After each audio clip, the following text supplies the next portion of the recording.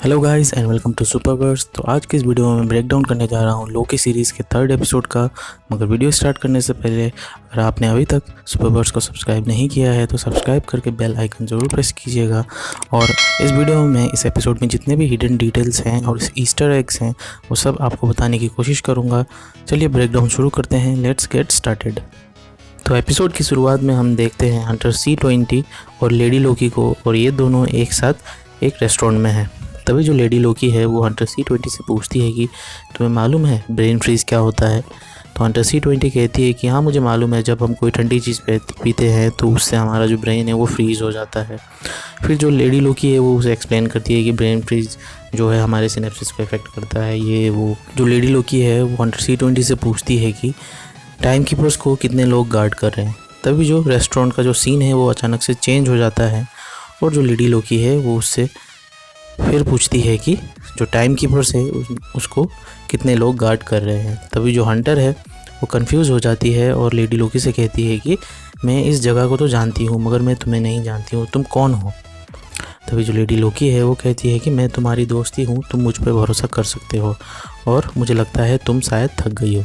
उसके बाद हम देखते हैं जो लेडी लोकी है वो हंटर C20 का माइंड रीड कर रही है। और यहाँ पे हमें मालूम चलता है कि किस तरह से जो लेडी लोकी है उसने हंटर C20 के माइंड को कंट्रोल करके टाइम कीपर्स का जो इन्फॉर्मेशन है उसके माइंड से रीड करके निकाला है। उसके बाद हम देखते हैं वही सीन जब लास्ट एपिसोड में जो लेडी लोकी है वो टाइम डोर का यूज़ करके कहीं चली गई थी। तो हमें यहाँ पे मालूम चलता है कि जो लेडी लोकी है वो TVA में आई हुई है।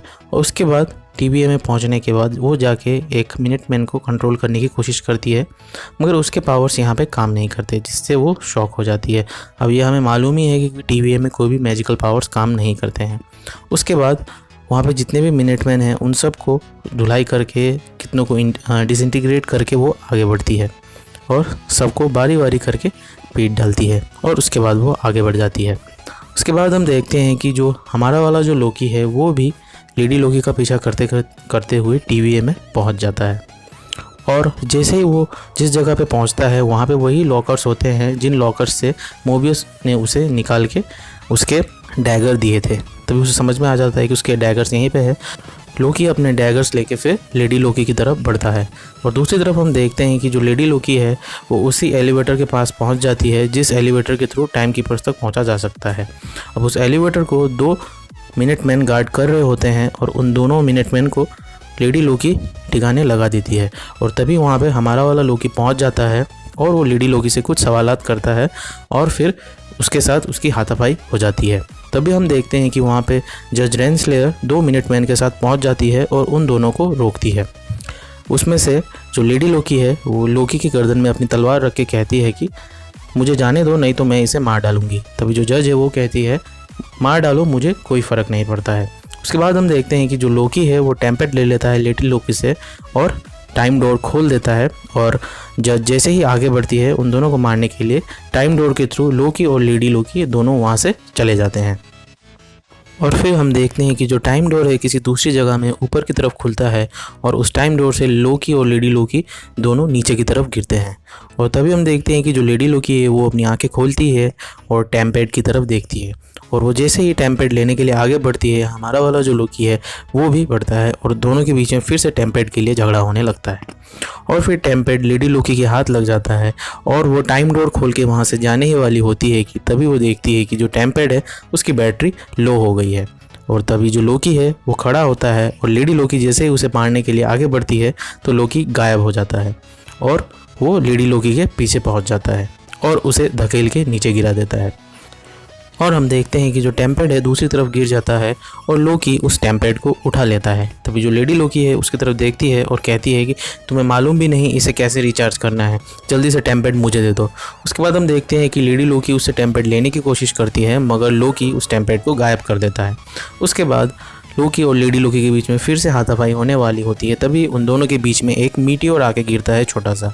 तभी जो लोकी है वो लेडी लोकी से पूछता है कि क्या ये तुम्हारा पावर है। तभी जो लेडी लोकी है उससे पूछती है कि तुम हमें कहाँ पे लेके आए हो। तभी हम देखते हैं कि जो सीन है बाहर की तरफ शिफ्ट होता है और हमें स्क्रीन पे दिखता है लमेंटिस 1 और ईयर होता है 2077। उसके बाद एक टेंट से लेडी लोकी और लोकी दोनों बाहर निकलते हैं और लेडी लोकी को बताती है कि तुम हमें लेमेंटिस 1 में लेके आए हो। ये उस टेम्पेड में जितने भी अपोकलिप्स है उसमें से सबसे खतरनाक वाला अपोकलिप्स है। तभी लोकी बोलता है मुझे थोड़ी मालूम था कि मैं गलती से हमें यहाँ पे लेके आऊँगा। तभी लेडी लोकी को एक मेटल केबिन दिखता है और दोनों उसके तरफ बढ़ते हैं और मीटियोर शावर से बचते बचाते दोनों किसी तरह से उस मेटल के केबिन के अंदर पहुंच जाते हैं। और वहां पहुंचने के बाद जो लेडी लोकी है अपने इंचेंटमेंट वाले पावर्स का यूज़ करके लोकी के माइंड को कंट्रोल करने की कोशिश करती है, मगर वो ऐसा कर नहीं पाती। और लोकी कहता है कि तुम्हारे पावर्स मेरे ऊपर काम नहीं करेंगे क्योंकि मेरा जो माइंड है वो बहुत ज़्यादा स्ट्रांग है। उसके बाद लेडी लोकी अपना तलवार फिर से निकाल लेती है और दोनों के बीच में फिर से हाथापाई होने वाली होती है।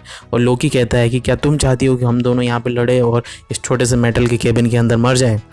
तो लेडी लोकी कहती है कि तो तुम क्या चाहते हो कि हम क्या करें? तो लोकी कहता है कि क्यों ना हम दोस्ती कर ले आपस में, मिल के TVA को हराए और TVA के ऊपर रूल करें। तो लेडी लोकी कहती है कि नहीं, ऐसा नहीं हो सकता है और मुझे मालूम है कि तुमने मुझे बाहर क्यों बचाया, क्योंकि तुम्हें मालूम नहीं कि उस टेम्पेड को कैसे रिचार्ज किया जाता है। तो लोकी कहता है कि हाँ वो बिल्कुल सही है, मुझे मालूम नहीं है उसे कैसे रिचार्ज करते हैं। तभी लेडी लोकी कहती है कि तुमने जिस प्लान को इंटरप्ट किया है उस प्लान को बनाने में मुझे कई साल की मेहनत लगी थी। उस प्लान को प्लॉट करने में, उसे एग्जीक्यूट करने में तुमने मेरा सारा प्लान चौपट कर दिया। तभी लेडी लोकी वहाँ से जाने लगती है और लोकी उससे पूछता है कि तुम कहाँ जा रही हो? तो वो कहती है कि यहाँ आगे एक छोटा सा टाउन है, शायद हमें वहाँ पे एक पावर सोर्स मिल जाए जिससे हम उस टेम्पेड को रिचार्ज कर सकें। और वो दोनों वहाँ से निकल जाते हैं और फिर उस टाउन की तरफ बढ़ने लगते हैं। कुछ ही दूरी पर पहुंचने के बाद जो लोकी है वो लेडी लोकी को वेरिएंट कह के लोकी के नाम से बुलाता है। तभी जो लेडी लोकी है वो कहती है कि कभी भी मुझे वेरिएंट कह के मत बुलाना और स्पेशली लोकी कह के मत बुलाना, मैंने अब अपना नाम बदल लिया है, अब लोग मुझे सिल्वी के नाम से जानते हैं। तो लोकी कहता है कि तो तुमने अपना नाम बदल लिया। उसके बाद लेडी लोकी उससे कहती है कि तो तुम अब टाइम पुलिस के लिए काम करते हो। तो लोकी कहता है कि मैं उनके लिए काम नहीं करता हूँ, मैं बस उनका एक कंसल्टेंट हूँ। और फिर वो दोनों पहुंच जाते हैं उसी टाउन में और ये टाउन पूरी तरह से खाली होता है। और कुछ ही दूरी में पहुंचने के बाद लोकी एक नियॉन लाइट की तरफ इशारा करके लेडी लोकी से पूछता है कि क्या इससे हम टेम्पेड को चार्ज कर सकते हैं? तो वो कहती है कि हाँ शायद कर सकते हैं। उसके बाद लेडी लोकी से टेम्पेड मांगती है तो लोकी हंसने लगता है और कहता है कि तुम्हें लगता है मैं तुम्हें आसानी से दे दूंगा? तो लेडी लोकी कहती है तो तुम मुझे अपने टेकी आइडियाज़ भी मत दिया करो। उसके बाद वो दोनों आगे बढ़ जाते हैं और कुछ ही दूरी में उन्हें एक छोटा सा घर दिखता है और उसके अंदर वो जाने ही वाले होते हैं कि तभी लोकी लेडी लोकी को रोकता है, उससे कहता है कि जो काम हम कूटनीति और छल से कर सकते हैं उसके लिए हमें ताकत की इस्तेमाल करने की ज़रूरत नहीं है। और फिर लेडी लोकी जैसे ही लात मार के दरवाज़ा खोलती है तो अंदर से कोई उसके ऊपर हमला कर देता है और वो दूर जाके गिरती है। और लोकी उससे कहता है कि इतने टाइम तक तुमने अकेले कैसे सरवाइव किया। उसके बाद लोकी उस औरत से सॉरी कहता है और उससे कहता है कि हम बस 2 ट्रैवलर हैं और आपसे रास्ता पूछना चाहते हैं। उसके बाद वो उसके घर के अंदर जब देखता है तो उसे एक तस्वीर दिखाई देती है जिसमें उसके पति की तस्वीर भी होती है और वो फिर उसके पति का रूप ले लेता है और उस औरत के सामने चला जाता है और फिर मीठी मीठी बातें करके उस औरत को फंसाने की कोशिश करता है। मगर वो औरत समझ जाती है कि ये आदमी उसका पति नहीं है और वो उसके ऊपर भी हमला कर देती है और लोकी भी सीधा सिल्वी के पास जाके गिरता है और सिल्वी मजाक में लोकी से कहती है कि ये क्या था, कूटनीति या छल। उसके बाद वो औरत अपने घर से बाहर निकलती है और कहती है कि तुम लोगों को मुझसे क्या चाहिए। तभी जो सिल्वी है वो कहती है कि हम बस आपसे एक सवाल पूछना चाहते हैं कि सभी लोग कहाँ गए। तभी वो औरत कहती है कि सब लोग आर्क की तरफ गए हैं। अब ये जो मून है वो तो डिस्ट्रॉय होने वाला है क्योंकि इस मून के ऊपर एक प्लैनेट गिर रहा है, तो सब लोग जिंदा बचना चाहते हैं तो वो आर्क की तरफ गए हैं क्योंकि आर्क कुछ गिने चुने लोगों को यहाँ से बाहर लेके जाएगा। तभी सिल्वी लोकी को कहती है कि वो आर्क को जो पावर सोर्स पावर दे रहा है उससे हम टेम्पेड को चार्ज कर सकते हैं। फिर सिल्वी उस औरत से पूछती है कि तो आर्क तक कैसे पहुंचा जा सकता है। तो वो औरत कहती है कि यहाँ से कुछ ही दूरी में एक ट्रेन स्टेशन है, वहाँ पे एक ट्रेन आएगी, वो लोगों को आर्क तक लेके जाएगी। फिर वो औरत कहती है कि मगर तुम लोग अभी जाओगे भी तो तुम लोगों को टिकट नहीं मिलने वाला। उसके बाद लोकी और सिल्वी वहाँ से चले जाते हैं उस ट्रेन स्टेशन की तरफ। उसके बाद वो दोनों ट्रेन स्टेशन में पहुंच जाते हैं और लोकी सिल्वी से पूछता है कि तो प्लान क्या है। तो सिल्वी कहती है मैं एक गार्ड को इंचेंट करूंगी और वो गार्ड हमें अंदर लेके जाएगा। और लोकी कहता है कि अगर कोई हमें रोकेगा तो क्या तुम फिर से अपना मारधार शुरू कर दोगी। तो लोकी कहता है कि तो ये जो है ये हम मेरे तरीके से करेंगे। उसके बाद हम देखते हैं कि जो लोकी है वो एक गार्ड का रूप ले लेता है और सिल्वी को प्रिजनर बना के अंदर ले जाने की कोशिश करता है। और फिर वो दोनों अंदर जा ही रहे होते हैं कि एक गार्ड उन्हें रोक लेता है और जो लोकी है वो कहता है कि ऊपर से ऑर्डर आए हैं इसको शुरू लेके जाने के लिए। तो वो जो गार्ड है जिसने उन्हें रोका था वो कहता है कि वो सब तो ठीक है मगर आप लोगों का टिकट कहाँ है। तो जो लोकी है वो कहता है कि ऊपर से ऑर्डर आए हैं कि इसे डायरेक्ट लेके जाने के लिए। तो वो गार्ड अपने सुपीरियर को बुलाने ही वाला होता है, तभी जो सिल्वी है वो उस गार्ड को इंचेंट कर लेती है और वो गार्ड उन दोनों को अंदर ले जाने की ऑर्डर्स दे देता है। उसके बाद वो दोनों ट्रेन के अंदर चले जाते हैं। ट्रेन के अंदर पहुंचने के बाद सिल्वी लोकी से पूछती है कि तुम्हें मैजिक करना किसने सिखाया। तो लोकी कहता है कि मेरी माँ ने सिखाया मुझे मैजिक करना। तो सिल्वी कहती है कि तो तुम्हारी माँ कैसी थी। तो लोकी कहता है कि वो बहुत अच्छी थी और मुझसे बहुत ज़्यादा प्यार करती थी। जब मैं छोटा था तो वो मेरे लिए बहुत सारे छोटे छोटे मैजिक किया करती थी, जैसे किसी फूल को मेंढक में बदल देना या छोटे छोटे पटाखे फोड़ देना। तो वो देख के मुझे बहुत अच्छा लगता था और मेरी माँ मुझसे कहती थी कि एक दिन मैं भी ये सब कर पाऊँगा, क्योंकि वो हमेशा मुझसे कहती थी कि अपने ऊपर भरोसा रखो और तुम कुछ भी कर सकते हो। उसके बाद लोकी सिल्वी से कहता है कि क्या तुम देखना चाहोगी, और फिर लोकी उसे एक छोटा सा मैजिक करके दिखाता है। उसके बाद लोकी सिल्वी से पूछता है कि तुम्हारा जो इंचेंटमेंट वाला मैजिक है वो तुमने कैसे सीखा। तो सिल्वी कहती है कि ये मैंने खुद से सीखा है। तो लोकी फिर कहता है कि तुमने खुद से सीखा, बहुत अच्छे, तो कि तुम करती कैसी हो, मतलब कि तुम क्या उनके दिमाग के अंदर घुस जाती हो। तो सिल्वी कहती है कि इससे बेहतर होगा मैं तुम्हें करके दिखाऊं। तो लोकी कहता है कि हाँ तुम मेरे माइंड को कंट्रोल कर लोगी, फिर टेम्पलेट ले लोगी मुझसे और फिर ट्रेन के बाहर कूद जाओगी। तो सिल्वी कहती है कि तुम्हें मालूम है तो फिर तुम मुझसे क्यों पूछ रहे हो। तभी हम देखते हैं कि वहाँ पे एक वेटर आती है और उन दोनों को शैम्पेन ऑफ़र करती है। सिल्वी पीने से मना कर देती है मगर लोकी दोनों ही शैम्पेन ले लेता है और फिर कहता है कि ये टोस्ट दुनिया के नाम, और फिर सारे शैम्पेन खुद ही पी लेता है। और सिल्वी लोकी से कहती है कि हमें अभी इस ट्रेन को भी हाईजैक करना है, इस ट्रेन के पावर सोर्स को हाईजैक करना है, तो हमें थोड़ी एनर्जी की ज़रूरत है, हमें रेस्ट कर लेना चाहिए। तो लोकी उससे कहता है कि तुम अपने तरीके से रेस्ट करो और मैं अपने तरीके से रिलैक्स करूँगा। सिल्वी जब सो के उठती है तो वो देखती है कि जो लोकी है वो पूरी तरह से ड्रंक है और वो गाना गा रहा है, नाच रहा है और लोगों के साथ पूरा मस्ती कर रहा है। तभी सिल्वी लोकी की तरफ इशारा करती है और उससे पूछती है कि तुम्हारा गार्ड वाला यूनिफॉर्म कहाँ गया। तो लोकी अपने कपड़े की तरफ इशारा करता है और फिर उसकी तरफ देख के डांस करने लगता है। तभी हम देखते हैं कि वहाँ पे एक आदमी होता है जो लोकी की तरफ सस्पिशियस नज़रिए से देख रहा होता है, मगर ये चीज़ सिल्वी नोटिस कर लेती है। और लोकी का गाना जैसे ही ख़त्म होता है तो सिल्वी लोकी के पास जाती है और उससे पूछती है कि तुम्हारा गार्ड वाला ड्रेस कहाँ गया, तुम्हें मालूम है ना हमें छुप के रहना है। तो लोकी कहता है कि किसी को किसी भी बात की परवाह नहीं है क्योंकि दुनिया पूरी ख़त्म होने वाली है। तभी वहाँ पे वही आदमी आता है और वो अपने साथ गार्ड्स को लेके आता है और लोकी और सिल्वी की तरफ इशारा करता है। तो कुछ गार्ड्स लोकी की तरफ आते हैं और उसे पकड़ लेते हैं और उसे पकड़ के ट्रेन की खिड़की से बाहर फेंक देते हैं। और सिल्वी जैसे ही ये देखती है तो सिल्वी को टेम्पलेट की याद आती है और सिल्वी भी लोकी के पीछे पीछे ट्रेन की खिड़की से बाहर कूद जाती है। उसके बाद सिल्वी लोकी के गर्दन में अपना तलवार रख देती है और उससे कहती है कि जल्दी से टेम्पलेट मेरे हवाले कर दो। तो लोकी कहता है कि ठीक है मैं तुम्हें दे रहा हूँ। उसके बाद जब लोकी टेम्पलेट निकालता है तो हम देखते हैं कि जो टेम्पलेट है वो पूरी तरह से टूट चुका है, वो पूरी तरह से एकदम डिस्ट्रॉय हो चुका है। ये देख के जो सिल्वी है वो बहुत ज़्यादा गुस्सा हो जाती है और लोकी से कहती है कि तुमने हम दोनों को ही मार डाला है, अब ये टेम्पलेट डिस्ट्रॉय हो गया तो हम यहाँ से बिल्कुल भी नहीं निकल पाएंगे। तो जो लोकी है वो कहता है कि मैं भी शायद हम इसे ठीक कर सकते हैं और लोकी उसे ठीक करने की कोशिश करता है मगर वो और पूरी तरह से टूट जाता है। और उसके बाद सिल्वी उसकी तरफ देख के कहती है कि तुम बिल्कुल भी सीरियस नहीं हो। तो लोकी कहता है कि हाँ मैं सीरियस नहीं हूँ, मैं क्योंकि एक गॉड हूँ। और वो कहता है कि मैं कभी कभी ऐसे ड्रंक हो जाता हूँ। तो सिल्वी कहती है कि मैं भी ऐसे हो जाती हूँ मगर मैं कभी भी अपनी मिशन को दाव पे नहीं लगाती।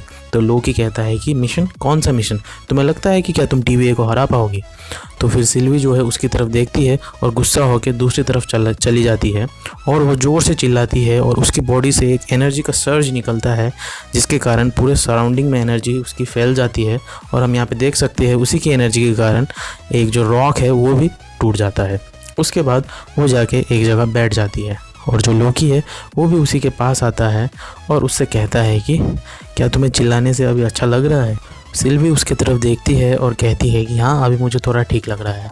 उसके बाद लोकी उससे पूछता है कि तो अब हम क्या करेंगे। तो सिल्वी कहती है कि तुमने टेम्पलेट डिस्ट्रॉय कर दिया तो अब हम यहाँ पे फंस चुके हैं, अब इस मून के साथ साथ हम भी डिस्ट्रॉय हो जाएंगे। तो लोकी कहता है मगर आर्क का क्या, आर्क तो अभी भी उसी जगह पे है ना। तो जो सिल्वी है वो कहती है कि आर्क भी डिस्ट्रॉय हो जाता है इसी मून के साथ साथ। तो लोकी कहता है कि मगर हम तो उस आर्क में नहीं थे ना, मगर अब हम यहाँ पे हैं, तो क्या अब हम जाके उस आर्क को हाईजैक करके उस आर्क के साथ इस प्लैनेट से निकल जाए तो क्या हम बच सकते हैं। तो सिल्वी कहती है कि शायद ये प्लान काम कर सकता है। तो फिर लोकी कहता है कि तो हमें ट्राई ज़रूर करना चाहिए। उसके बाद फिर वो दोनों निकल जाते हैं वहाँ से उसी आर्क की तरफ। तो कुछ ही दूरी में पहुंचने के बाद जो लोकी है वो कहता है कि मुझे पूरी अपनी ज़िंदगी में इतना कभी चलना नहीं पड़ा।